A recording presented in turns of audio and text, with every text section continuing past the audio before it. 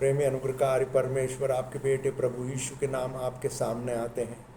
पिता परमेश्वर, आप हम पर दया कीजिए, करुणा कीजिए, आपके वचन से हमसे बोलिए और बातचीत कीजिए।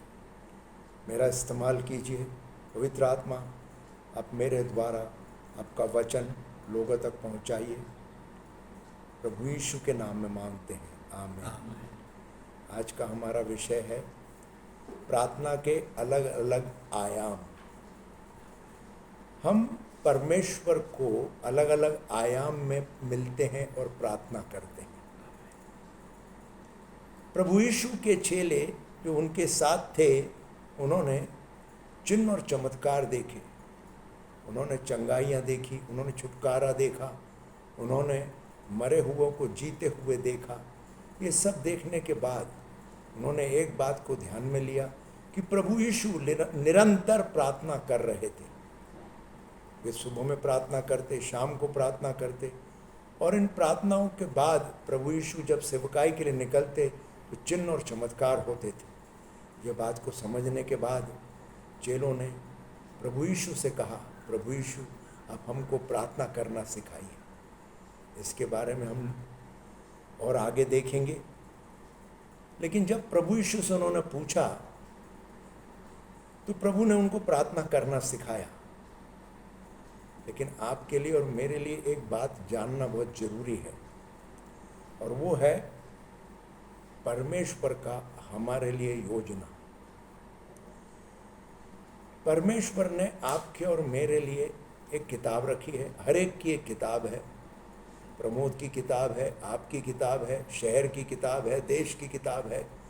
और इन किताबों में परमेश्वर ने मेरे बारे में, उस शहर के बारे में, उस देश के बारे में लिखा हुआ है कि परमेश्वर की क्या योजना है। यह बात हम परमेश्वर के वचन भजन संहिता 139 का 16 में देखते हैं।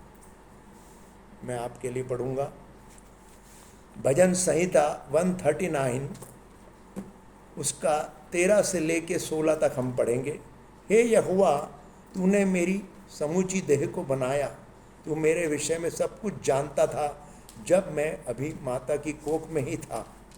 हे यहोवा, तुझको उन सभी अचरज भरे कामों के लिए मेरा धन्यवाद। और मैं सचमुच जानता हूँ कि तू जो कुछ करता है वह आश्चर्यपूर्ण है।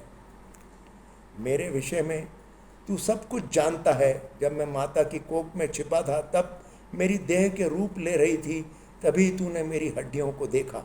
हे यहोवा, तूने मेरे देह को मेरी माता के गर्भ से विकसित होते देखा। ये सभी बातें तेरी पुस्तक में लिखी है। हर दिन तूने मुझ पर दृष्टि की, एक दिन भी तूने मुझे नहीं छोड़ा। यह पूरी तरह से हमको समझ में आता है कि परमेश्वर हमको गर्भ के पहले से ही जानते हैं। गर्भ में उन्होंने हमको रचा है, और हमारे नथनों में परमेश्वर ने अपना श्वास फूंका, हमारी हड्डियों को बनते हुए देखा। लेकिन यहाँ हम 16वें वचन में पढ़ते हैं, तेरी पुस्तक में लिखी है। परमेश्वर की योजना के अनुसार हर एक की एक किताब है, हर एक की एक पुस्तक है। उसमें परमेश्वर ने उसकी किंगडम डेस्टिनी, मतलब उसको परमेश्वर के राज्य में क्या करना है, वो सारी बातें लिखी हुई है। ये पूरी योजनाबद्ध तरीके से है। और जब यह बात शैतान को पता चलती है तो शैतान परमेश्वर के लोगों के खिलाफ में काम करता है। कई जगहों पे तो ऐसा है, कलीसिया में लोगों को ये भी पता नहीं है कि उनकी कोई किंगडम डेस्टिनी है, और वह उनको जानना है, समझना है और पूरा करना है। मध्यस्थी के लिए ये बहुत ज़रूरी है कि वह परमेश्वर ने जो उसके लिए किंगडम डेस्टिनी तय की है उसको जाने, समझे और उसका पूरा करने के लिए कार्यरत रहे। क्योंकि परमेश्वर की किताब में जो बात लिखी हुई है वो हमारी किंगडम डेस्टिनी है। वह और परमेश्वर की इच्छा दोनों एक दूसरे से जुड़े हुए हैं। परमेश्वर की इच्छा को पूरा करने का मतलब है जो परमेश्वर ने मेरी पुस्तक में लिखा है उसको पूरा करना। अगर मैं परमेश्वर के जो किताब जो मेरे नाम से बनी गई है उसमें जो मेरे लिए परमेश्वर की योजना है उसको पूरा करता हूँ, तो मैं परमेश्वर की इच्छा को पूरा करता हूँ। हालेलुया। इस बात को गहराई से समझना कलीसिया की आज की ज़रूरत है। जब हम इस बात को समझते हैं तो हम ये भी जानते हैं कि शैतान हमें फाड़ खाने, नुकसान करने और घायल करने आता है, और वह हम पर वो अटैक करता है कि हम इस किंगडम डेस्टिनी को पूरा न कर पाएँ। वो हर प्रकार की योजना बनाता है, हर प्रकार का कार्य करता है कि जिससे हम इसको पूरा ना कर पाएँ। लेकिन आपके और मेरे लिए प्रभु यीशु ने प्रार्थना करने का आयाम हमको बताया, हमको सिखाया प्रार्थनाएं कैसे की जाए। प्रार्थनाओं के महत्व को हम प्रभु यीशु के द्वारा जानते हैं। हम सबसे बड़ा उदाहरण ले रहे हैं स्वयं प्रभु यीशु का। और जब उन्होंने चेलों से बातचीत की और सिखाया तो उन्होंने प्रार्थना के विषय में पूरी जानकारी दी। अलग अलग आयाम में हम किस प्रकार से परमेश्वर के सामने आकर प्रार्थना कर सकते हैं, यह पूरी बात सिखाई। इसके लिए हम सबसे पहले देखेंगे लूका की किताब, उसका 11 अध्याय, उसका 1 से लेकर 2 वचन तक। अब ऐसा हुआ कि यीशु कहीं प्रार्थना कर रहा था, तब वह प्रार्थना समाप्त कर चुका तो उसके शिष्यों ने उससे कहा, हे प्रभु, हमें सिखा कि हम प्रार्थना कैसे करें, जैसा कि यूहन्ना ने अपने शिष्यों को सिखाया था। इस पर वह उनसे बोला, तुम प्रार्थना करो तो कहो, हे पिता, तेरा नाम पवित्र माना जाए, तेरा राज्य आवे। यहाँ प्रार्थना की शुरुआत परमेश्वर को हे पिता कहकर संबोधित की गई है। सबसे पहले आयाम में हम परमेश्वर को पिता के रूप में जानते हैं। हमको परमेश्वर ने प्रभु यीशु के द्वारा अपना बेटा और बेटी होने का अधिकार दिया है। यह लेपालकपन का आत्मा प्रभु यीशु के द्वारा हमको मिला है। हम परमेश्वर के साथ मेल कराए गए। हमारा जो मेल कराया गया, यहाँ पर प्रभु यीशु के उस क्रूस के मृत्यु के कारण हमको परमेश्वर के द्वारा अधिकार मिला। यह अधिकार परमेश्वर ने हमको प्रभु यीशु के द्वारा दिया है कि आप और मैं उसके बेटे और बेटी कहलाएं, और हम उसे हे अब्बा पिता, हे पिता, हे परमेश्वर पिता ऐसा संबोधित कर सकें। यहाँ हम परमेश्वर को पिता के रूप में जानते हैं। पहले आयाम में प्रभु यीशु ने हमको सिखाया पिता के सामने जाके कैसे प्रार्थना करना है, और हमको बताया कि पिता जो है वो देने के लिए तैयार है। मांगो तो दिया जाएगा, मांगो तो दिया जाएगा। और इस बात को प्रभु यीशु ने हमको सिखाया। और हम मांगना किससे है? दुनिया से नहीं, संसार से नहीं, लोगों से नहीं, किसी पादरी से नहीं, किसी संस्था से नहीं, हमको परमेश्वर से मांगने के लिए बात की गई है। और मांगने के बाद हमने विश्वास करना है कि यह परमेश्वर हमारे लिए पूरा कर दिया है। आगे एक जगह ऐसा भी लिखा है कि तुम मांगते तो हो लेकिन भले अभिप्राय से नहीं मांगते। तो मांगने का हमारा अभिप्राय भी अच्छा होना चाहिए। पहली बात है मांगना परमेश्वर से है, प्रभु यीशु के नाम में है। और दूसरी बात है कि हम परमेश्वर से जब मांगते हैं तो भले अभिप्राय के साथ मांगें। तो भले अभिप्राय से के साथ मांगने का क्या मतलब है? कई जगहों पे तो ऐसा लिखा है बाइबल में, तुम मांगते नहीं इसलिए तुमको मिलता नहीं। तो सबसे पहली बात हमको समझ में आती है, पिता के सामने जाने के लिए हमको प्रभु यीशु के द्वारा जाना है और परमेश्वर से प्रार्थना करके कहना, हे अब्बा पिता, मेरे पिता, आप मुझे आशीष प्रदान करें। जो भी आपकी विनती है वो आप परमेश्वर के सामने ला सकते हैं। हालेलुया। परमेश्वर अपने वचन पर पक्का है। वो आपके अपने वचन के अनुसार, अपने वायदे के अनुसार वो आपको जरूर आशीष देंगे। हालेलुया। दूसरा आयाम जो है वो परमेश्वर को हम एक मित्र के रूप में जानते हैं। यह बात प्रभु यीशु अपने चेलों को लूका रचित सुसमाचार उसके 11वां अध्याय उसकी 5 से लेकर 8 आयत तक सिखाते हैं। अब ऐसा हुआ कि यीशु मसीह कहीं प्रार्थना कर रहा था, फिर उसने उनसे कहा, मानो तुमसे किसी का एक मित्र है जो तुम आधी रात के उसके पास आकर कहता है, हे मित्र, मुझे 3 रोटी दे, क्योंकि मेरा एक मित्र अभी अभी यात्रा से मेरे पास आया है। मेरे पास उसके सामने परोसने के लिए कुछ भी नहीं, और कल्पना करो, उस व्यक्ति ने भीतर से उत्तर दिया, मुझे तंग मत कर, द्वार बंद हो गया है, बिस्तर में हूँ, मेरे बच्चों के साथ सोने जा रहा हूँ, मैं तुझे कुछ नहीं दे सकता। मैं तुम्हें बताता हूँ कि वह कदापि नहीं उठेगा और तुम्हें कुछ नहीं देगा, किंतु फिर भी क्योंकि वह तुम्हारा मित्र है, सो तुम्हारे निरंतर बार बार निसंकोच मांगते रहने से वह खड़ा होगा और तुम्हारी आवश्यकता भरपूर इसे पूरा करेगा। यह दृष्टांत देते हुए प्रभु यीशु यहाँ हमको शिक्षा दे रहे हैं और हमको दूसरा आयाम बता रहे हैं कि हम हमारे परमेश्वर को मित्र के रूप में जानते हैं। परमेश्वर हमारा मित्र है और हम परमेश्वर के सामने एक मित्र के रूप में जा सकते हैं और बार बार हमारी गुहार लगा सकते हैं, बार बार निरंतर हम प्रार्थना कर सकते हैं जब तक हमको उत्तर नहीं मिलता। इस कहानी के अंदर हमने देखा कि एक मित्र है जो यात्रा पर है और वह एक दूसरे मित्र के घर पहुंचता है और उसके घर पर जब वो पहुंचता है तो रात्रि हो चुकी है और उसके घर में भोजन की वस्तु नहीं, इसलिए वो पड़ोस में अपने दूसरे मित्र के यहाँ जाता है और उसको कहता है भोजन दे दीजिए।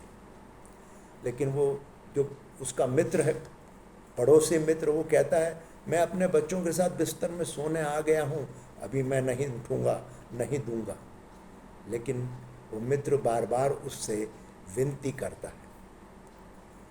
वो जानता है कि मेरा मित्र जो यात्रा पर है उसकी यात्रा तभी पूरी होगी जब मैं उसको उसकी ज़रूरतों को पूरा करूँगा, उसको भोजन व्यवस्था करूँगा और आराम करने का उसको अवसर प्रदान करूँगा। आप और मैं, हम सब एक यात्रा में हैं, हम सब यात्रा में हैं और हम यात्रा पूरी तभी कर सकते हैं जब हमारी यात्राओं को पूरा करने के लिए हम परमेश्वर से प्रार्थना करें, निरंतर प्रार्थना करें। और प्रार्थनाओं का उत्तर ये होगा कि उन निरंतर प्रार्थनाओं के द्वारा परमेश्वर हमको हमारी यात्रा को पूरा करने में हमारी सहायता करेंगे।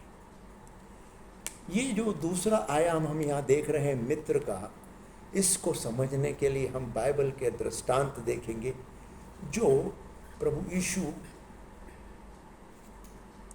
हमारे लिए मित्र है, परमेश्वर हमारा मित्र है। इसके बारे में पुराने नियम के अंदर हम पढ़ते हैं अब्राहम के विषय में। ऐसा कहा गया है कि अब्राहम परमेश्वर का मित्र था और ऐसी मित्रता थी कि परमेश्वर अब्राहम के पास आते हैं और बात करते हैं, सलाह लेते हैं। परमेश्वर तो परमेश्वर है, अगर उनको कुछ करना है तो किसी की सलाह लेने की ज़रूरत नहीं है, किसी से बात करने की ज़रूरत नहीं है। वो तो केवल अच्छे रूप में आकर पूरी तरह से वो काम को लागू कर सकते हैं जो वो करना चाहते हैं। सदोम और गमोरा को नाश करने के पहले परमेश्वर अब्राहम से पूछते हैं, तुम्हारी क्या राय है? मैं सदोम और गमोरा को नाश करने जा रहा हूँ। लेकिन वहाँ अब्राहम मध्यस्थी करता है और वो निरंतर कहता है कि नहीं, आप उनको नाश न करें। मित्र के साथ हमारा संबंध जो होता है उसमें हम उनसे सलाह ले सकते हैं, बात कर सकते हैं और उनसे हम पूरी तरह से बार बार लगातार जोर देते हुए कह सकते हैं, विनती कर सकते हैं कि हमारे लिए कीजिए। हम और आप प्रभु यीशु के द्वारा परमेश्वर के मित्र बनते हैं और प्रभु यीशु के द्वारा जब हम उनसे मित्र बन जाते हैं तो हमारे पास अधिकार है कि हम परमेश्वर से लगातार प्रार्थना करते रहें। इसलिए कई बार कहा गया है कि जब तक आपकी प्रार्थनाओं का उत्तर आपको नहीं मिलता, लगातार प्रार्थना करते रहिए, लगातार प्रार्थना करते रहिए। कई बार आप जब प्रार्थना कर रहे हैं तो पवित्र आत्मा आपको बताएंगे कि आपकी प्रार्थना सुन ली गई है, तो आप वहाँ प्रार्थना करना बंद कर सकते हैं और वो उत्तर परमेश्वर के हाथ में है और वो समय पर होगा जब परमेश्वर तय करेंगे, तो आपको इंतजार करना होगा। लेकिन जो प्रार्थना परमेश्वर के सामने की गई है वो कबूल होती है और पूरी तरह से उसके ऊपर परमेश्वर आपको उसका उत्तर देते हैं। हालेलुया। यह एक ऐसी जगह है जहाँ परमेश्वर अकेले होते हैं मान लीजिए कि एक कंपनी का, बड़ी कंपनी का मालिक है, वो अपने कैबिन में बैठा है और आप उससे जाकर मिलते हैं, बात करते हैं। इसी समान आप परमेश्वर के सामने जा सकते हैं। उनके कक्ष में दाखिल होकर वे अकेले वहाँ बैठे हैं और वहाँ कोई नहीं है, वहाँ कोई भीड़ नहीं है। जैसा परमेश्वर के वचन में लिखा है कि उनके सिंहासन के आसपास लाखों लाखों लोग खड़े हैं और स्वर्गदूत हैं, जो वहाँ पर भीड़ है। लेकिन ये जो कक्ष है, जहाँ उनका निजी कक्ष, कैबिन है, वहाँ पर परमेश्वर अकेले हैं। हम उनसे बात करने के लिए जा सकते हैं। यह वह जगह है जहाँ आपको और मुझको अपने जीवन के निर्णय लेने के पहले परमेश्वर से पूछना चाहिए। हम करते क्या हैं? हम पहले निर्णय लेते हैं अपनी समझ और बुद्धि से, जो हमको ठीक लगता है, जो हमको अच्छा लगता है, जो हमको समझ में आता है। परिस्थितियों के आधार पर, समय के आधार पर हम उन बातों को पहले समझते हैं और उसी पर हम अपना निर्णय लेते हैं। अपना निर्णय लेने के बाद हम परमेश्वर के पास प्रार्थना के लिए जाते हैं। परमेश्वर पिता, हमारा ये निर्णय हुआ है, हम ये करना चाहते, आप हमको ऐसा कर दीजिए। और फिर बाद में कहते हैं तेरी इच्छा पूरी हो। दोनों ढंग से प्रार्थनाएं गलत हुई। सबसे पहली बात, हमने परमेश्वर से तो पूछा ही नहीं, हम अपनी ही मर्जी और समझ से प्रार्थना कर रहे हैं। और दूसरी बात, हम बाद में अपनी मर्जी परमेश्वर को देने के बाद बोल रहे हैं आपकी मर्जी पूरी हो। ये तो बड़ी विचित्र बात हुई। परमेश्वर जो है वो अपने वचन का पक्का है। आप जब उसके पास जाएंगे और उनसे पूछेंगे कि परमेश्वर पिता, ये काम मैं करना चाहता हूँ, आप मुझे आपकी सलाह दीजिए। हो सकता है शुरुआत में आपको कुछ सुनाई ना दे। जब मैंने ये सेवकाई की शुरुआत की थी, तो जब परमेश्वर के सामने जाता, पवित्र आत्मा से कुछ पूछता, तो मुझे कभी कुछ सुनाई नहीं देता, कभी कुछ दिखाई नहीं देता।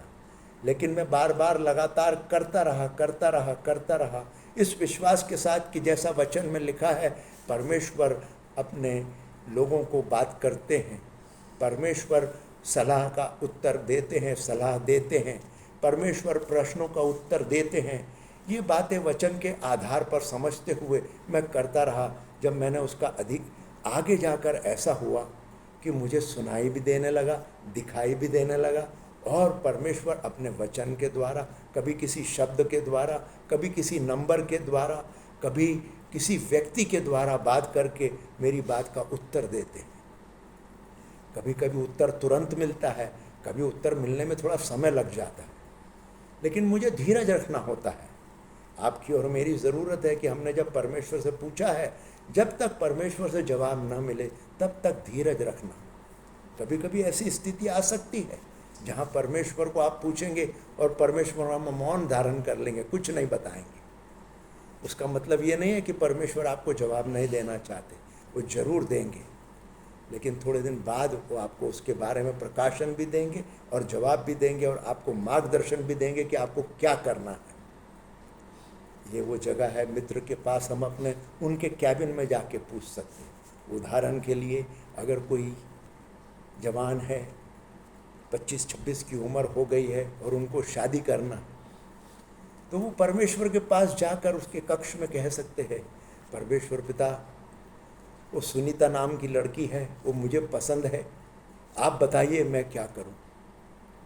परमेश्वर आपको वहाँ ज्ञान और प्रकाशन प्रदान करेंगे, आपको वहाँ मार्गदर्शन करेंगे कि सुनीता आपके लिए है या नहीं है। आप परमेश्वर से कन्फर्मेशन भी ले सकते हैं। आप पूछ सकते हैं परमेश्वर से कि आप मुझे चिन्ह बताइए, आप मुझे उत्तर दीजिए, मुझे एक बार नहीं 2 बार उसका कन्फर्मेशन दीजिए, तभी मैं उसके साथ करूँगा, नहीं तो नहीं कर रहा हूँ। पर इस प्रकार से अगर हम प्रार्थनाओं को करेंगे तो हमारे से गलती नहीं होगी। मैंने मेरे जीवन के अंदर गुस्से में भरकर अपनी मर्जी से निर्णय लिया और बाद में परमेश्वर से प्रार्थना की कि प्रभु मेरा काम कर दीजिए, लेकिन नहीं हुआ। सबसे पहली गलती मेरी, गुस्से में भरकर निर्णय लेना। दूसरी, अपनी मर्जी और समझ से निर्णय लेना, और फिर बाद में परमेश्वर पे थोपना कि परमेश्वर पिता यह काम मेरे लिए कर दीजिए। तो हमारा पिता है, हम पर दया करते हैं, हमसे प्रेम करते हैं, लेकिन हम उनके पास जाकर उनसे सलाह लेना है। यह मित्रता का व्यवहार परमेश्वर हमारे साथ करते हैं, हमको सलाह देते हैं, हमारा हाथ पकड़कर हमको साथ में लेकर चलते हैं। हालेलुया। ये महान परमेश्वर, उनके सामने जाकर प्रार्थना करना, निरंतर प्रार्थना करना, ये आपका और मेरा कर्तव्य है। यहाँ इस कहानी के द्वारा हमको पता चलता है कि एक मित्र यात्रा पर है और दूसरा मित्र बार बार गिड़गिड़ा कर बोलता है, तो उसको जरूर उसका मित्र सहायता करता है। यह इस बात का भी दृष्टांत है जहाँ मध्यस्थी की जा रही है। यहाँ एक मित्र दूसरे मित्र के लिए अपने तीसरे मित्र के पास मध्यस्थी कर रहा है। मतलब एक मध्यस्थ, जैसे आप हैं या मैं हूँ, हम प्रार्थना कर रहे हैं परमेश्वर से और हम प्रार्थना करके मांग रहे हैं दूसरों के लिए। यह वो मध्यस्थी का आयाम है जहाँ हम परमेश्वर के साथ बिचवाई का काम करते हैं। हम संसार और दुनिया और लोगों के लिए, बीमारियों के लिए, परेशानियों के लिए, दुखों के लिए खड़े रहकर प्रार्थना करते हैं और निरंतर प्रार्थना करते हैं कि परमेश्वर उसका उत्तर यस और आमीन में दे। हालेलुया। आगे एक बात और हम समझेंगे, शैतान हमेशा अवसर ढूंढता है। वो अवसर ढूंढता है कि किस प्रकार से आपको और मुझको परमेश्वर के कार्यों के अंदर सफल होने से रोके, परमेश्वर की योजनाओं को पूरा करने से रोके। परमेश्वर ने जो आपके लिए और मेरे लिए किंगडम डेस्टिनी परमेश्वर की पुस्तक में लिखी है, उसको पूरा न करना, यही उसकी योजना है कि हम उसको पूरा न कर पाएं। इसके लिए हम एक वचन देखेंगे जो नीति वचन 26:2 है। मैं आपके लिए पढ़ता हूँ। यदि तूने किसी का कुछ भी बिगाड़ा नहीं और तुझको वह श्राप दे, तो वह श्राप व्यर्थ ही रहेगा। उसका श्राप पूर्ण वचन तेरे ऊपर से यूं उड़ निकल जाएगा जैसे चिचिल चिड़िया जो टिककर नहीं बैठती। यह वचन आपको और मुझको एक चीज समझा रहा है और वो बड़ी गहरी है कि आप और मैं अगर शैतान को अवसर न दें तो वो हम पर कोई अधिकार नहीं ले सकता। वचन में ऐसा लिखा है कि तुम पर श्राप नहीं आएगा अगर तुम में पाप नहीं है तो, लेकिन तुमने अगर गलती की है और तुमने पाप किया है तो श्राप तुम पर आएगा। शैतान एक अवसर ढूंढता है, डर के द्वारा, घमंड के द्वारा। वो आपको और मुझको सबसे आसान तरीके से धोखा देना चाहता है। उसका काम है धोखा देना। हम उत्पत्ति के समय से देख रहे हैं कि उसने मनुष्य को, आदम और हव्वा को धोखा दिया। वो आज भी धोखा देता है। कोई भी बड़े से बड़ा दास, परमेश्वर का दास, कोई ये नहीं कह सकता कि मैं धोखा नहीं खा सकता। जो परमेश्वर के साथ रहने वाले आदम और हव्वा धोखा खा गए, तो आपकी और मेरी क्या बात है। इसलिए हमको सजग रहने की ज़रूरत है। हमको यहाँ इस बात की गहराई को समझना है कि शैतान को अवसर नहीं देना। कोई ऐसी गलती अगर हमसे हो जिससे उसको अवसर मिले, वो हमने नहीं करना। लेकिन मनुष्य हैं, हमसे गलतियाँ होती हैं, तो उसके लिए भी निवारण परमेश्वर ने दिया है। और वह परमेश्वर का तीसरा आयाम है। हमने अभी पहले 2 आयामों को देखा। हमने परमेश्वर को पिता के रूप में देखा, दूसरे इसमें हमने परमेश्वर को मित्र के रूप में देखा, और तीसरा आयाम प्रभु यीशु अभी भी अपने शिष्यों को प्रार्थना करना सिखा रहे हैं। और यह लूका के किताब उसका 18वां अध्याय उसका 1 से लेकर 8 वचन तक लिखा है। और इस तीसरे आयाम में हम परमेश्वर को एक न्यायाधीश के रूप में जानते हैं। कलीसियाओं में, चर्चेस में परमेश्वर को पिता के रूप में और मित्र के रूप में जाना है। हम ज़्यादा से ज़्यादा प्रार्थनाएं परमेश्वर के सामने एक पिता के रूप में और मित्र के रूप में करते आए हैं और करना जानते हैं।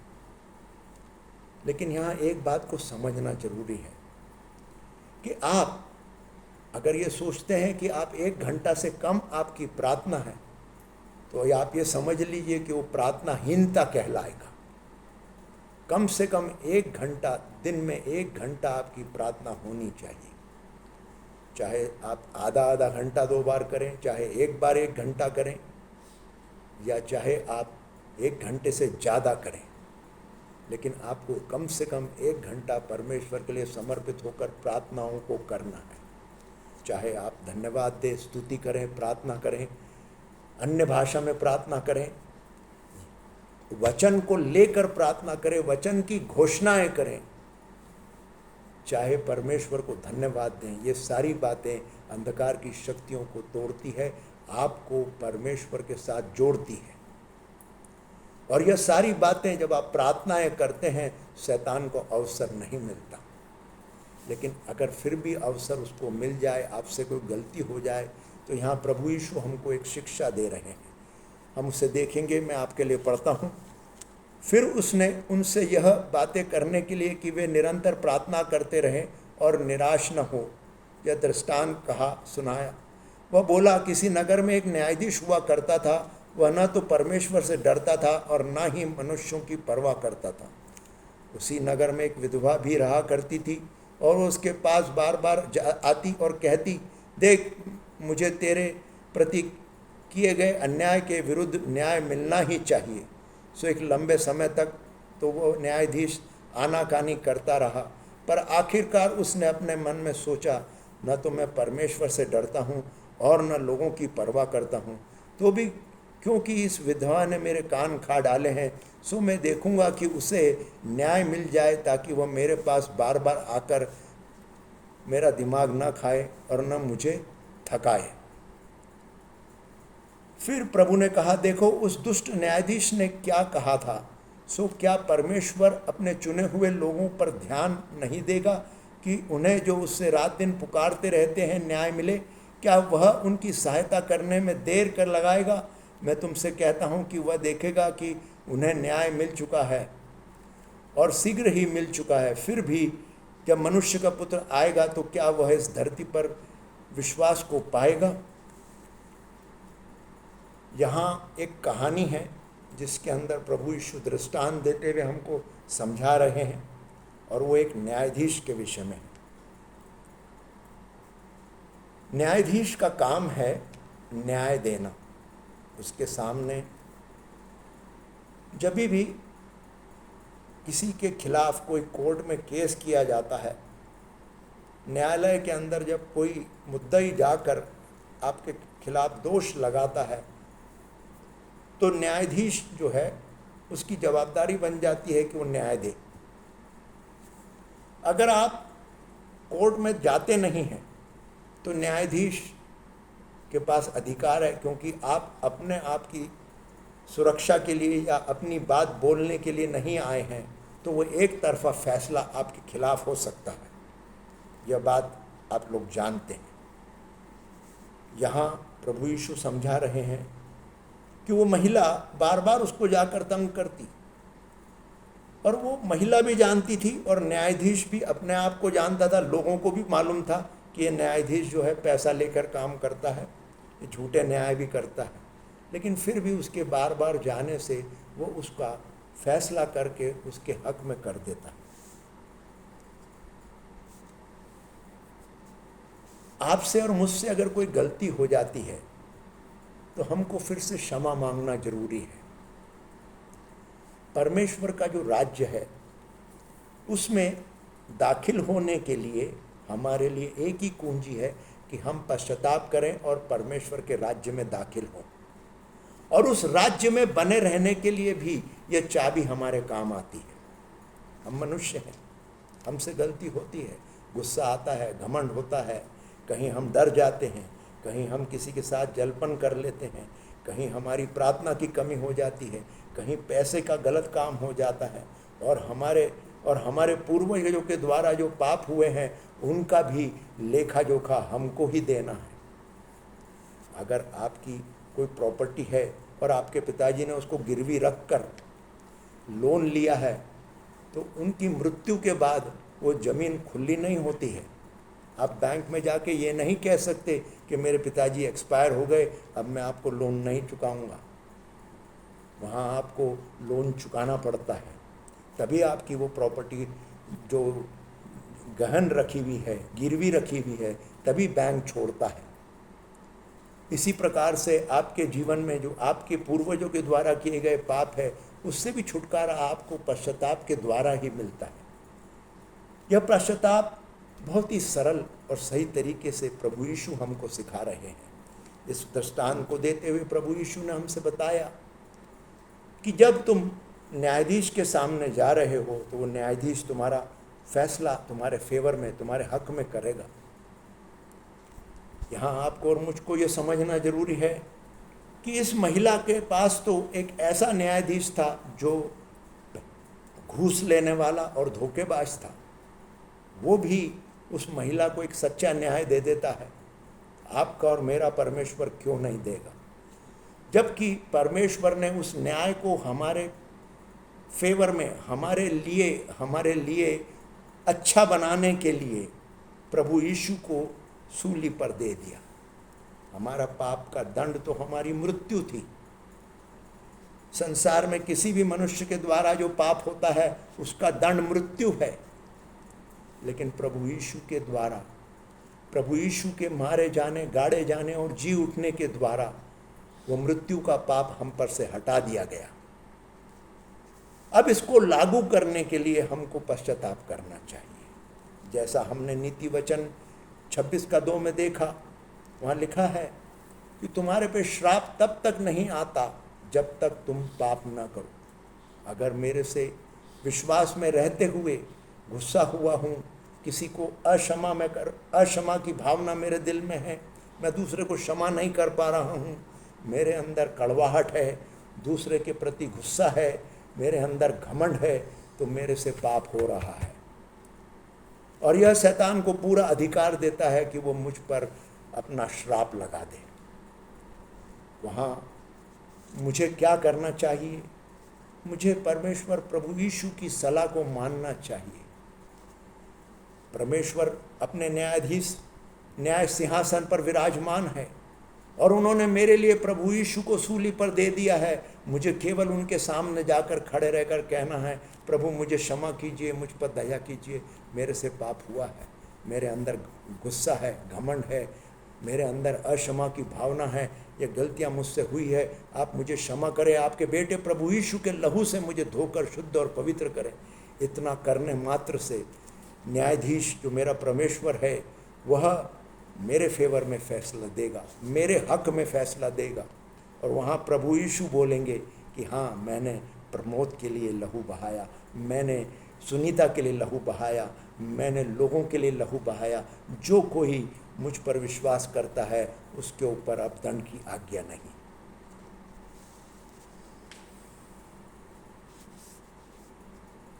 हम वचनों की गहराइयों को देखते हुए इस चीज को और आगे देखेंगे। पहला यूहन्ना उसका 7 से लेकर, पहला यूहन्ना पहला अध्याय 7 से लेकर 9 वचन हम देखेंगे। मैं आपके लिए पढ़ता हूँ। किंतु यदि हम अब प्रकाश में आगे बढ़ते हैं, क्योंकि प्रकाश में ही परमेश्वर है, तो वह विश्राम के रूप में एक दूसरे के सहभागी और परमेश्वर के पुत्र यीशु का लहू हमें सभी पापों से शुद्ध कर देता है। यदि हम कहते हैं कि हम में कोई पाप नहीं, तो हम स्वयं अपने आप को छल कर रहे और हम में सच्चाई नहीं। यदि हम अपने पापों को स्वीकार कर लेते हैं तो हमारे पापों को क्षमा करने के लिए परमेश्वर विश्वसनीय है और न्यायपूर्ण है और संपुचित है, तथा वह सभी पापों से हमें शुद्ध करता है। बिल्कुल साफ शब्दों में लिखा हुआ है कि अगर आप प्रकाश में हैं, प्रभु यीशु स्वयं प्रकाश है, और जब प्रभु यीशु का प्रकाश आपके ऊपर आता है तो आपको ये समझ आती है, आपको ये समझ आती है कि गलत क्या है और सही क्या है, आपसे पाप हुआ है या नहीं हुआ है। जब आपको ये एहसास हो जाता है तो आप क्या करेंगे? वचन के आधार पर, प्रभु यीशु के वचन में लिखा है कि तुम अपने पाप को स्वीकार कर लो। वहाँ अगर मैं ये कहता हूँ कि नहीं, मैं स्वीकार नहीं कर रहा हूँ, मेरी गलती नहीं है, दूसरे की गलती है, तो मैं फिर से दोष लगाने का काम कर रहा हूँ। मेरे लिए ज़्यादा सरल है कि मैं अपनी गलती को स्वीकार कर लूँ, लेकिन मनुष्य स्वभाव के आधार पर आप और मैं हमेशा दूसरों को दोष लगाने का काम करते हैं। जब भी हमारी गलती की हमारे को बताई जाती है तो हमको सहन नहीं होती। मैं मेरी बात करता हूँ, मुझे जब मेरी गलती बताई जाती थी तो मैं बहुत गुस्सा करता था, मैं चिढ़ता था। मैं ये कोशिश करता था गुस्से के द्वारा कि दूसरे व्यक्ति पर अधिकार लेकर उसके निर्णयों को बदल दूं, कि तुम कैसे हो जो मुझे कहते हो मेरी गलती हुई। मेरी गलती नहीं हुई, मैं गलती नहीं कर सकता। गलती तुम्हारी है, उसकी है, दूसरे की है, मेरी नहीं है। इस प्रकार से मैं लड़ पड़ता था। ऐसा कई लोगों के जीवन में होता है। अगर ये बात आपको समझ में आ रही है तो यहाँ सबसे ज़रूरी है कि आप अपनी गलती को स्वीकार करें। प्रभु यीशु कहते हैं परमेश्वर के वचन के अंदर कि तुम अपनी कमजोरियाँ, अपनी गलतियों को लेकर मेरे पास आओ। वहाँ ये नहीं लिखा है कि तुम तुम्हारी धार्मिकता को लेकर मेरे पास आओ। वहाँ ये नहीं लिखा है कि तुम कितने अच्छे हो, कितने बड़े हो, लेकर मेरे पास आओ। प्रभु यीशु कहते हैं तुम्हारी कमजोरियों को, तुम्हारी गलतियों को मेरे पास लेकर आओ। और जब हम अपनी गलती को स्वीकार करते हैं तो हमारा आधा काम हो चुका। बाकी का काम परमेश्वर करते हैं, क्योंकि प्रभु यीशु ने आपके लिए और मेरे लिए उस क्रूस के ऊपर लहू बहा दिया है। हमारे लिए काम पक्का किया गया है, हमको केवल उस लहू को लेकर उपयोग में लेना है। हम जब लहू को अपने जीवन में उपयोग में लेते हैं, हमारा छुटकारा है। हालेलुया। इतनी सी सरल बात है, लेकिन वहाँ शैतान हमको और भी ज़्यादा गड़बड़ी में डालता है कि हम दूसरे के साथ बहस करते हैं, अपनी गलती स्वीकार नहीं करते, अपने आप को धर्मी बताने की कोशिश करते हैं। और धर्मी बताने का काम होता है, वो भी एक पाप है, क्योंकि हम घमंड से भरे हैं और अपने आप को धर्मी ठहरा रहे हैं, जबकि हमको परमेश्वर ने धर्मी ठहराया है। हमारी धार्मिकता हमारे कामों के द्वारा, हमारे द्वारा या हमारी किसी बात के द्वारा नहीं। हमारी धार्मिकता प्रभु यीशु के मृत्यु और उसके गाड़े जाने और जी उठने के द्वारा है। अगर प्रभु यीशु ने हमारे लहू नहीं बहाया होता तो हमें परमेश्वर के द्वारा हम परमेश्वर के सामने निर्दोष साबित नहीं होते। हम निर्दोष क्यों हुए? क्योंकि प्रभु यीशु ने उस लहू को बहाकर हमारे लिए काम को पूरा कर दिया। यहाँ इस बात की गहराई को और समझते हुए हम देखेंगे दानियेल की किताब, उसका 7वां अध्याय 9 से लेकर 10 वचन तक।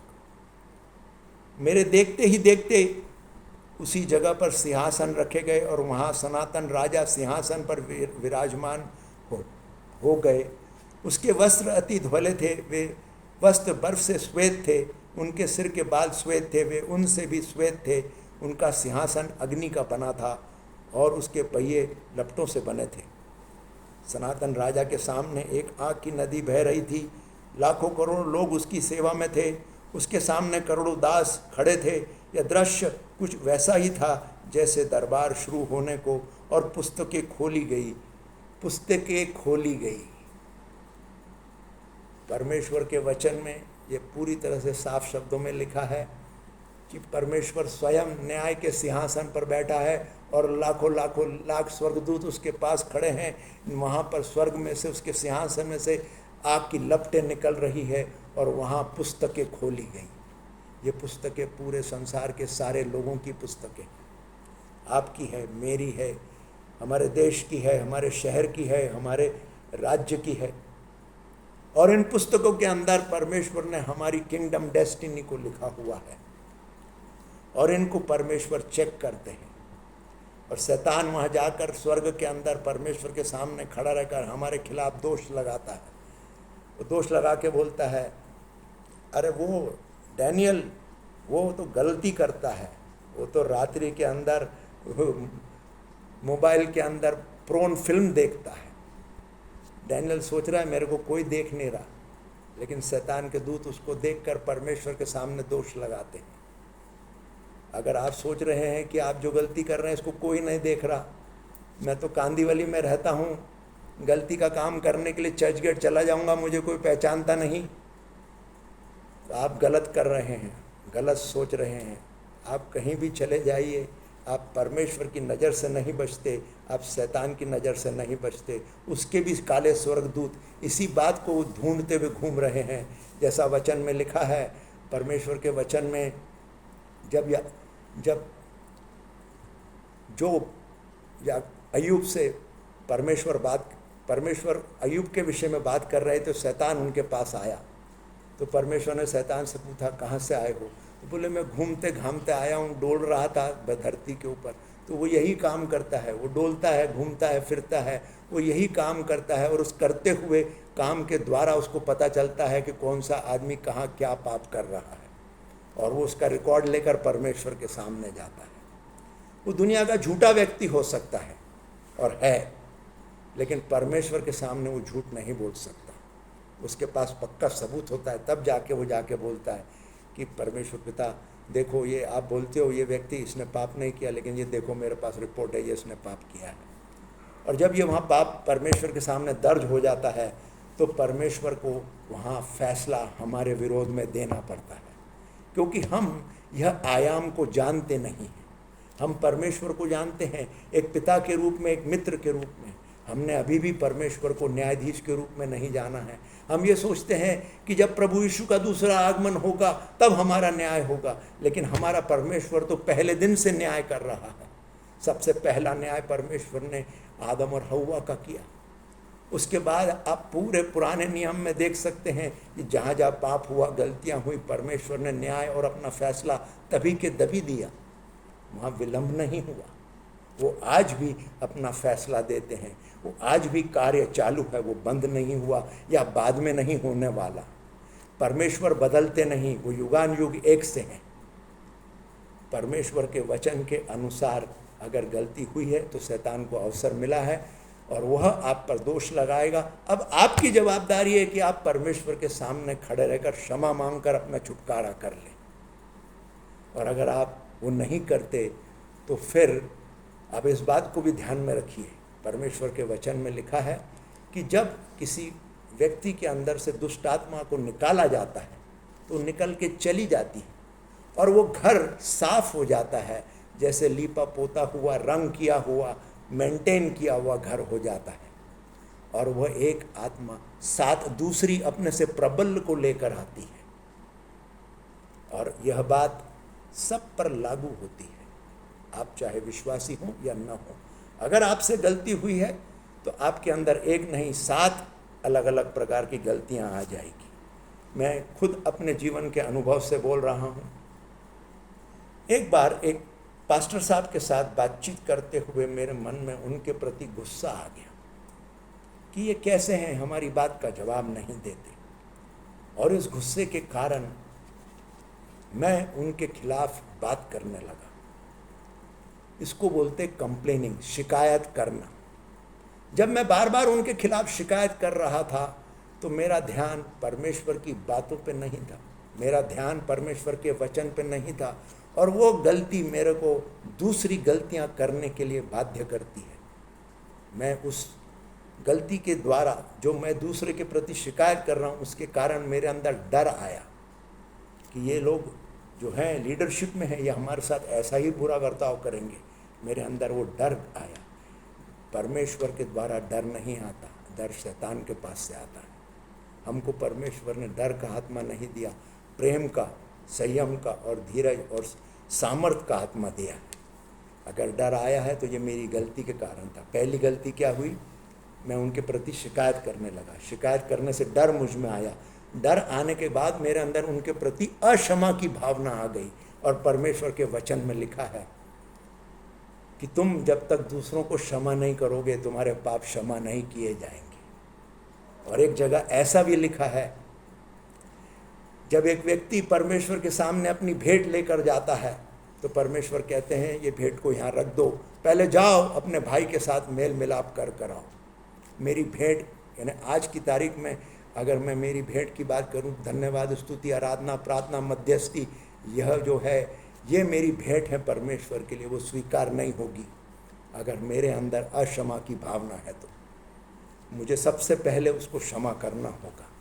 और इतने पाप के साथ मैं जी रहा था, मुझे परमेश्वर का अनुग्रह है, धन्यवाद है परमेश्वर का कि मुझे परमेश्वर ने यह ज्ञान और प्रकाशन दिया कि मैं परमेश्वर के सम्मुख जाकर पश्चाताप की प्रार्थना कर सका और प्रभु यीशु के लहू से प्रायश्चित कर मैंने अपना छुटकारा करके लिया। तब जाकर मैं शांति पाया। और ये चीज़ भी मेरे जीवन में एक दिन में नहीं हुई, मुझे 1 साल के ऊपर लग गया। मेरे हृदय के अंदर उनके प्रति कड़वाहट रही, लेकिन परमेश्वर के सामने बार बार जाकर बार बार कबूल कर कि प्रभु मेरे अंदर कड़वाहट है, मेरे अंदर अभी भी उनके प्रति क्षमा की भावना है, आप मुझे क्षमा कीजिए, मुझ पर दया कीजिए, प्रभु यीशु के लहू से धोकर शुद्ध और पवित्र कर दीजिए। ऐसा करते करते करते एक ऐसा समय आया जहाँ परमेश्वर ने न केवल वो अक्षमा की भावना को निकाला, उस कड़वाहट को निकाला, उस गुस्से को निकाला, लेकिन परमेश्वर ने उनके प्रति प्रेम से भर दिया। हालेलुया। हमको परमेश्वर जब जांचेंगे तो उनके फलों, पवित्र आत्मा के फल हम में है या नहीं, इस बात से जांचेंगे। तो पवित्र आत्मा का फल है दूसरों से प्रेम करना। परमेश्वर ने जब मेरे अंदर प्रेम भरा, तभी मैं दूसरों के लिए प्रार्थना कर सकता हूँ। अगर मैं कहूँ कि मैं दूसरों के लिए प्रार्थना करता हूँ, मैं मध्यस्थी जानता हूँ, मैं मध्यस्थी करता हूँ, और मेरे अंदर उनके प्रति प्रेम नहीं, तो मैं झूठ बोल रहा हूँ। पवित्र आत्मा हमको परमेश्वर के प्रेम से भरता है, और वही प्रेम है जिसके कारण हम दूसरों के लिए मध्यस्थी कर पाते हैं। हालेलुया। यहाँ हमने दानियेल की किताब में देखा कि सिंहासन लगे हुए हैं और उसके ऊपर किताबें खोली गई। जब किताबें खोली जाती है तो वहाँ आपका और मेरा काम क्या है? यह बात प्रभु यीशु अपने वचन के द्वारा हमसे बोलते हैं। मत्ती रचित सुसमाचार उसका 5वां अध्याय उसका 25वां वचन। तेरा शत्रु तुझे न्यायालय में ले जाता हुआ जब रास्ते में हो तो तू झटपट उसे अपना मित्र बना ले, कहीं वह तुझे न्यायियों को सौंप न दे और उसका न्यायी सिपाही को, और जो तुझे जेल में डाल देगा। ये यहाँ पर एक शब्द है जो मुद्दई करके इस्तेमाल होना चाहिए। ये ट्रांसलेशन में नहीं किया गया है, लेकिन वहाँ ऐसा है कि जो मुद्दई ने तुम्हारे खिलाफ में न्यायालय में दोष लगाया है, तो उससे रास्ते में ही मेल मिलाप कर ले और अपनी गलती को स्वीकार कर ले। आपके लिए और मेरे लिए सबसे आसान और सरल तरीका है वचन के आधार पर, जैसा पहला यूहन्ना उसका 1 अध्याय 7 से लेकर 9 वचन तक लिखा हुआ है। हम परमेश्वर के सामने कबूल कर लें, प्रभु हमसे पाप हुआ है, हमसे गलती हुई है, परमेश्वर हमको क्षमा कर अपने बेटे प्रभु यीशु के लहू से धोकर शुद्ध करने के लिए तैयार है। अब इसको और एक वचन के द्वारा हम देखेंगे और समझेंगे। दानियेल की किताब उसका 7वां अध्याय 25 से लेकर 27 वचन तक। यह विषय राजा परम प्रधान परमेश्वर के विरुद्ध बात करेगा, तथा वह राजा परमेश्वर के पवित्र लोगों को हानि पहुंचाएगा और उनका वध करेगा। जो पवित्र उत्सव और जो नियम इस समय प्रचलन में है, वह राजा उन्हें बदलने का जतन करेगा। परमेश्वर के पवित्र लोग 3.5 साल तक उस राजा की शक्ति के आगे अधीन रहेंगे। यहाँ पहले वचन के अंदर परमेश्वर के जो लोग हैं उनकी स्थिति हारी हुई है, और शैतान बड़बोलेपन में बात कर रहा है, और वह उन पर अधिकार लिए हुए है, और यह अधिकार उनके पापों के कारण ही आता है। दूसरा वचन देखेंगे, किंतु जो कुछ होना है उसका निर्णय न्यायालय करेगा और उस राजा से उसकी शक्ति छीन लेगा, क्योंकि उसके राज्य का पूरी तरह अंत हो जाएगा। जब किताबें खोली जाती है तो न्यायालय में खोली जाती है, और न्यायालय में जब खोली जाती है तो उसका मतलब है कि वहाँ पर कोई आकर खड़ा रहेगा और बोलेगा कि प्रभु ये पाप मुझसे हुआ है। जब आप ऐसा करेंगे तो वहाँ परमेश्वर आपको नया फैसला सुनाएंगे जो आपके हक में होगा। फिर परमेश्वर के पवित्र लोग उस राज्य का शासन चलाएंगे। धरती के सभी राज्यों के सभी लोगों पर उनका शासन होगा। यह राज्य सदा सदा अटल रहेगा और अन्य सभी राज्यों के लोग उन्हें आदर देंगे और उनकी सेवा करेंगे। पहले वचन में हमने देखा कि परमेश्वर के लोगों की स्थिति हारी हुई है। दूसरे वचन में हमने देखा न्यायालय के अंदर पुस्तकें खोली गई और वहाँ किसी ने जाकर अपने खुद के न्याय जो दोष उस पर लगाया गया था उसकी पश्चाताप की प्रार्थना की। यहाँ एक बात और समझने की है, कई बार है ना, अगर आप पश्चाताप नहीं भी करते हैं तो परमेश्वर प्रभु यीशु आपके लिए खड़े रहकर पश्चाताप कर आपको दान के अंदर मतलब उपहार के रूप में छुटकारा देते हैं। यह बात सबके लिए होगी जरूरी नहीं है, इसलिए उत्तम होगा कि आप स्वयं पश्चाताप कर अपना छुटकारा हासिल करें। यह छुटकारा कायम का है। यह हो जाने के बाद अंधकार की शक्तियों का जो अधिकार है, कानूनी अधिकार, वो आप पर से हट जाता है। तीसरे वचन में हम देखते हैं कि परमेश्वर के पवित्र लोगों का राज्य शासन चलेगा। वो लोग छुटकारा पा चुके हैं और जीत की स्थिति में आ गए हैं। एक बार जब आप परमेश्वर के सम्मुख उसके न्यायालय में जाते हैं तो आप हारी हुई स्थिति में से जीती हुई स्थिति में आ जाते हैं, क्योंकि आप परमेश्वर से उसके राज्य के नियम के कानूनों का पालन करते हुए, देखिए इस बात को ध्यान से समझना, कोई भी राज्य बिना कानून और नियम और व्यवस्था के नहीं चलता। परमेश्वर का राज्य भी जो है वो भी, उसके भी नियम है, कानून है, उसकी व्यवस्थाएं हैं और परमेश्वर ने किंगडम प्रिंसिपल्स बनाए हैं। उनके आधार पर ही परमेश्वर का राज्य चलता है और परमेश्वर की आशीष भी हमको उसी के आधार पर मिलती है। हम अपनी मर्जी से कुछ भी करें तो हमारे लिए कुछ नहीं होगा। हमको पूरी तरह से वचन के आधार पर परमेश्वर के सम्मुख जीवन जीना है, तभी हम उसको पाते हैं, नहीं तो गवा देंगे। जब आप परमेश्वर के सामने खड़े होकर गुहार लगाएंगे तो परमेश्वर आपके लिए नया फैसला सुनाएंगे और आपकी हारी हुई स्थिति जीत की हो जाएगी। इसको और थोड़ा सा समझने के लिए एक और बात आपको बताते हैं। मान लीजिए कि आपके खिलाफ कोर्ट के अंदर कोई केस है और आप कोर्ट में गए, वहाँ कोर्ट के अंदर जो उसकी प्रक्रिया है वो पूरी हो गई और दंड की आज्ञा सुनाई गई और आपके खिलाफ दंड की आपको बरी किया गया है और जिसने आपको दोष लगाया शैतान, उसके ऊपर दंड की आज्ञा दी गई। तो इस दंड को लागू करने के लिए एनफोर्सिंग एजेंसी है। न्यायाधीश अपने न्याय सिंहासन से नीचे उतर के नहीं आता है। न्यायाधीश आकर न्याय को लागू नहीं करता है, अपने फैसले को लागू नहीं करता है। उसके लिए एनफोर्सिंग एजेंसी है। वहाँ दूसरे लोग हैं जो पुलिस डिपार्टमेंट के हो सकते हैं, लॉ एंड ऑर्डर के हो सकते हैं, जो उस फैसले को लागू करते हैं। आपको और मुझको परमेश्वर ने अपना एनफोर्सिंग एजेंसी, वो एग्जीक्यूटिव बनाया है। वो आपको और मुझको वो अधिकार दिया है कि हम उन फैसलों को लागू करें। सबसे पहला अधिकार हमको परमेश्वर ने प्रभु यीशु के क्रूस को लागू करने का दिया है। आप और मैं प्रभु यीशु के लहू को लागू करते हैं। हम पश्चाताप करके प्रभु यीशु के लहू को इस्तेमाल करते हैं, हम उसका उपयोग कर सकते हैं। यह अधिकार हमको परमेश्वर ने दिया।